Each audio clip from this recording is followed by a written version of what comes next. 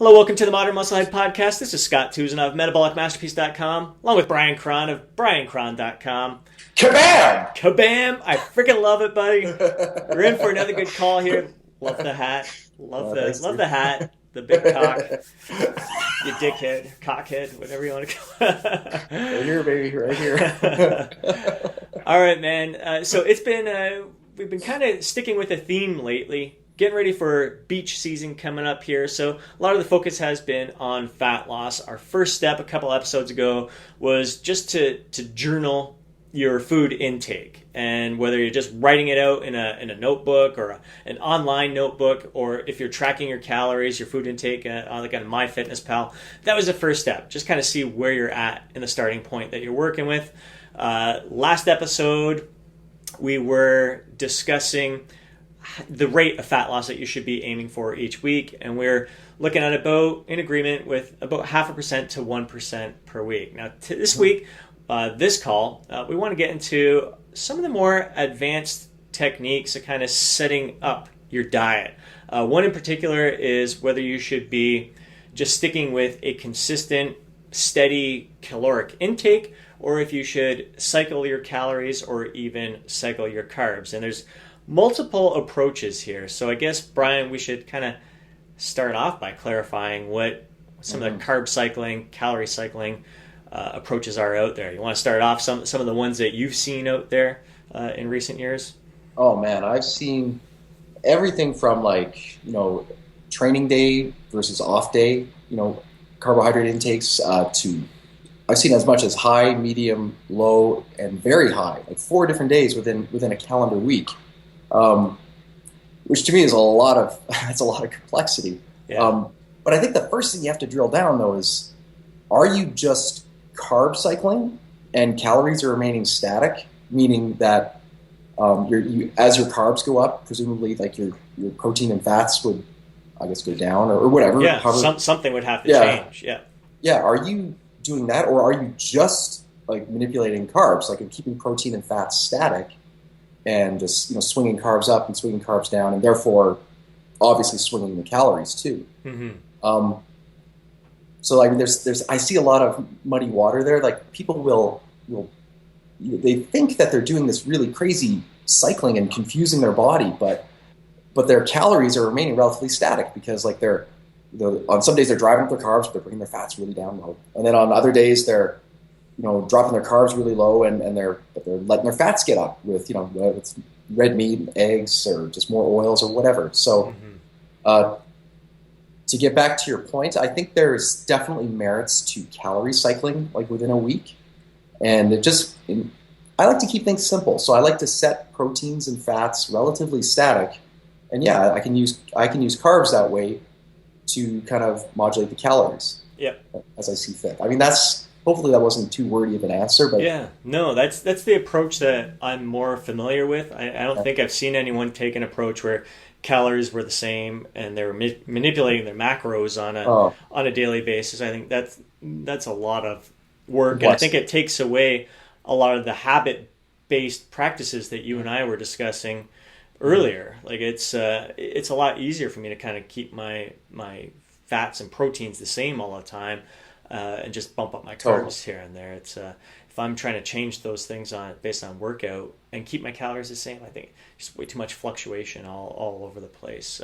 I think the first time I came across this was 12 years ago when Tom Venuto's Burn the Fat, Feed the Muscle. I think he called it the zigzag approach. And it was calorie cycling was the main focus. So you'd go 3 days in a deficit, and your 4th day was around maintenance, maybe even slightly below maintenance, slight surplus, just depending on how quickly you wanted to progress. And his approach with that was not just the calorie cycling, but that increase in calories would come from carbs. Yeah, exactly. Get your energy up and everything. And I enjoyed that approach. I still enjoy that approach.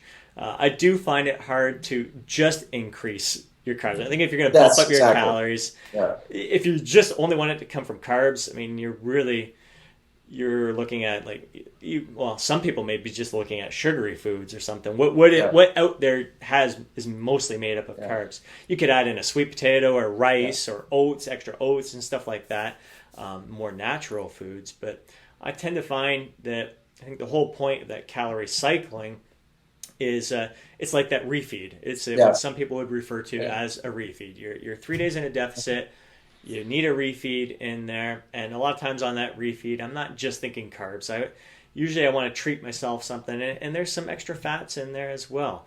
So definitely, without a doubt, protein is always consistent for me. I think that's the one number that almost never changes at all in my diet. It's just the food choices I eat on a daily basis just kind of dictate that. I just naturally gravitate, no matter what I do. At the end of the day, I can look. I'm usually within 10 grams of protein every single day. It just happens for me. It stays really consistent. But carbs and fats can slightly adjust here and there. Well, to your point, I have seen levels of complexity that absurd. Like I've seen 5 different macronutrient intakes in a 70 calorie week, like some bros. And I think for some guys, if that keeps you engaged, like if this is, if that level of precision keeps you really in the process and then you know what, have at it. As long as you realize that what's really determining things is the calories more than anything. And I agree with you completely. Like if you're gonna try to just raise carbohydrates on one day, you are really limiting your menu all of a sudden. Because there's not many foods that are just straight carbs. Well, certainly there are, but there, if you allow yourself a little bit of wiggle room with, maybe with fats and protein as well, all of a sudden you can have actual, stuff that you might want to eat. That's it. That's exactly it. That's all about compliance, especially if you're in a 500 calorie deficit and you're eating up to maintenance. 500 calories just from carbs. That doesn't sound as exciting as 500 calories from carbs, fats, maybe a little bit of protein in there as well. Exactly. Yeah. And I'm the same way, man. If you can get just phenomenal success just on a 7-day-a-week diet where the macros are the same, you can get fabulous success. But certainly there's something to be said, especially when you're in a deficit, for having little calorie swings. And it just makes sense to, because using carbohydrates kind of as that thing that you manipulate. Mm-hmm. It just makes sense. It works well. People enjoy it. So So in the beginning, would you say with your clients, the first thing that you really want them to do is just you set that deficit, so they're going to lose about 0.5% to 1% of body fat, their body weight per week. Oftentimes that's going to work out to around the 500 calorie deficit, and just kind of keep them on that 500 calorie deficit consistently for a little while till they get used to that feeling. Is that something that you start off at the beginning and then kind of listen for the feedback that, damn, I'm hungry, I'm going to lose it right now if I don't have a refeed? Yeah, well, oftentimes it depends. I often we'll just start at maintenance, or we'll figure out what maintenance is, and then we'll sit there for a bit, see what's happening, get comfortable, get consistent, which is I know I'm a broken record, but that is everything. Get consistent. Yeah. And then, if you go into a deficit, and then that's when these little things, you can start to play with them. And now you're in a deficit, you're consistent, you're in the lifestyle, you're in a groove. Now let's shake things up a bit. Let's have, maybe we'll do a couple days low and one day higher, or like when you do start at 3 low, 1 high, or even simply just if you train 4 days a week, maybe just on your training days, we'll go a little bit higher, and on your non-training days, we'll go a little bit lower in carbs and calories. Again, calories are king. Without a doubt. Calories are king. So, full disclosure, I played around with the much more, kind of labor-intensive forms of carb cycling, and to me, it was just too much mental gymnastics. So that's working on myself. Like to make, people I work with do that. That's I don't know. There's just not, for the amount of complexity, there's just not a lot of additional return. Right. Yeah. I try to keep it bare bones simple. I've definitely, the more I think about it, I've definitely seen a lot of different complexity. I don't think I've seen where it was keep the calories the same. it was always some sort of calorie and carb manipulation and difference, even as much as adding in a fast day in there. So they're not eating one day, and the next day it's like tons and tons of carbs and fats, and the next day it's just mainly proteins and fats and then carbs. So yeah, I've seen a lot of that. Seen a lot of people where it's higher carb days on their training days, and I've never understood that, especially for like someone for myself. If I'm in the gym 5 to 6 days a week, that's like every day is going to be a high carb day for me, a high calorie day. It just doesn't compute. Totally. So I look at it on a weekly basis, and I try to, I guess initially, it all does come down to your experience. Exactly. Without a doubt, your experience. Because I kept it on a schedule initially, 3 days low, 1 day high, and then you start to realize that like it seems to be like my back workouts or my leg workouts are the days where my appetite is a lot higher. So then I would plan my higher carb, higher calorie days on those days rather than a set weekly, like a cyclical kind of routine there. That worked out really well for me. As long as you respect what's really important, which is like the total calories, and then you can play around. You can play around a little bit with how things shake down on those individual days. Like I know if I have a leg day, I'm ravenously hungry after. So I mean, I might kind of play with my numbers accordingly. So that day is a little higher in calories and carbs, and bring things down on other days correspondingly. I mean, it's just, but you have to do the basic work first. You have to do the important stuff, and then you can kind of fudge around there. Definitely. Yeah. And a lot of awareness, as with everything, listening to your body, and taking notes, seeing it when you do bump things up or when you do cut things down. How are you feeling, and how's your body responding to it?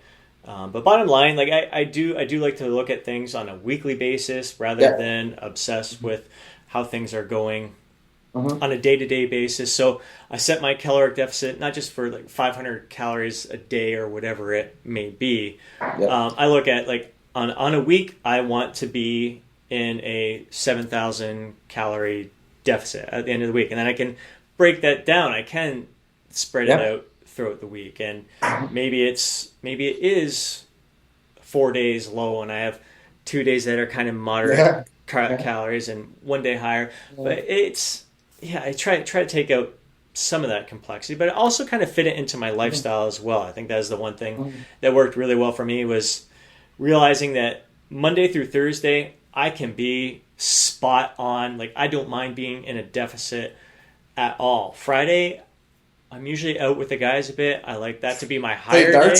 Playing darts with the boys. Get my munchies on.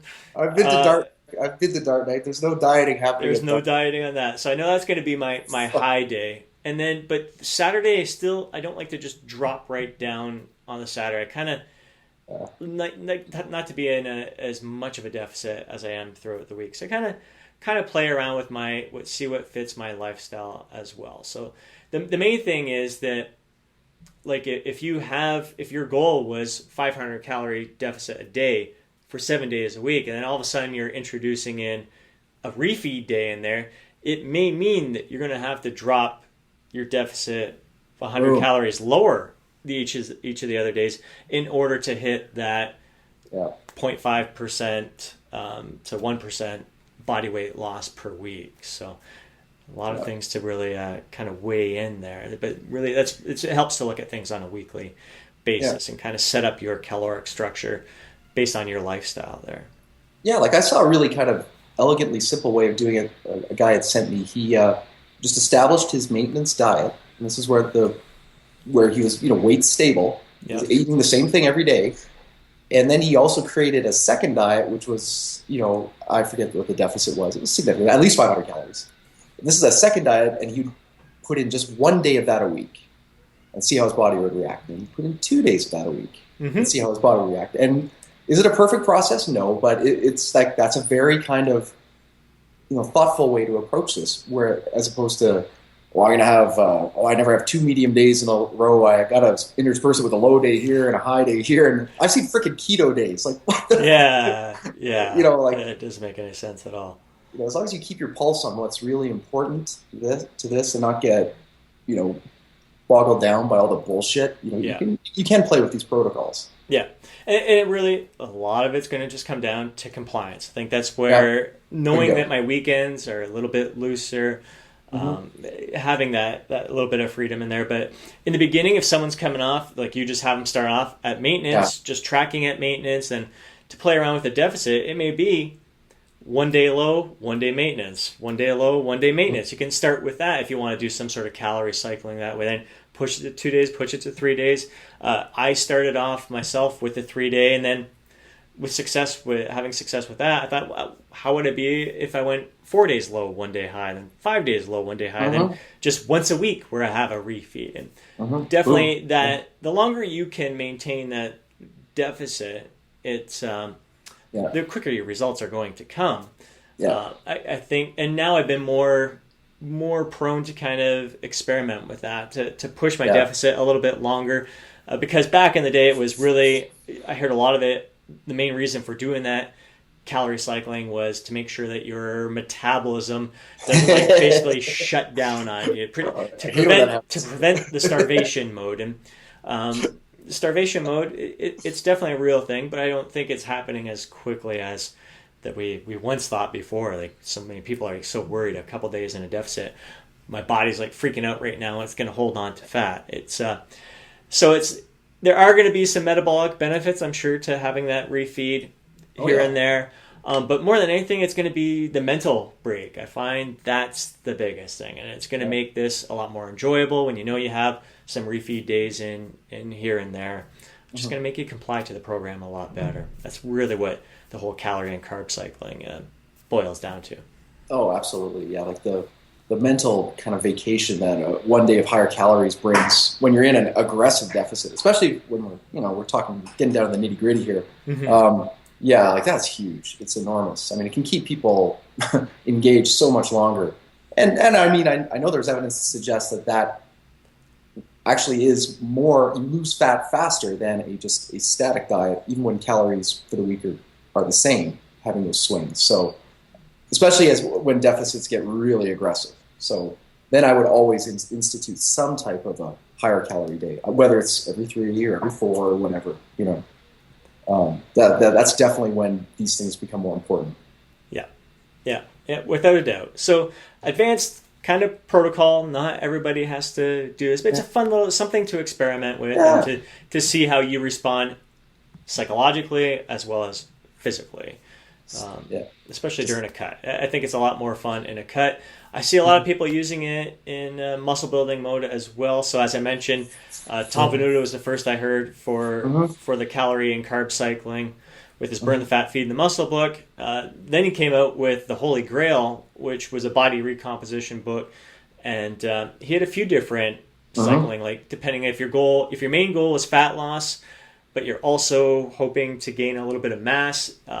He'd have like 3 low days, 2 high days, sometimes 3 and 3. And if your main goal was muscle building with maybe a little bit of fat loss, it was like 3 days high, 2 days low. So there's again, it's going to come down to self-experimentation and trying these whatever you can be compliant with. It's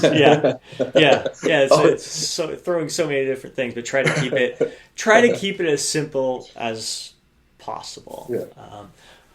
It's all just fun. It's all just meant to keep you on par and enjoying this process. Don't overcomplicate it if you don't want to. And it's a hell of a lot easier when you're tracking calories, when you're using a calorie tracker to really fully embrace this calorie and carb cycling stuff. But you can do it. You can definitely do it if you're someone who isn't that into tracking the numbers. If you're really set on your portion sizes, you're a creature of habit, you eat a lot of the same meals every day, maybe dinners where you get your variety like I am, but your dinners are still pretty consistent on a weekly basis, it's very easy to kind of look at your portion sizes and say, all right, I'm losing 1% of my body weight each week eating this portion size. If I want to introduce a higher calorie, higher carb day, and it's roughly going to get me up to maintenance. I mean, basically, if it's like a client like yourself, you can almost point them to the very beginning of their journal. Have a day have a day like you had before we started the deficit there, where you're kind of looking at the portion sizes and the meals that you're eating there.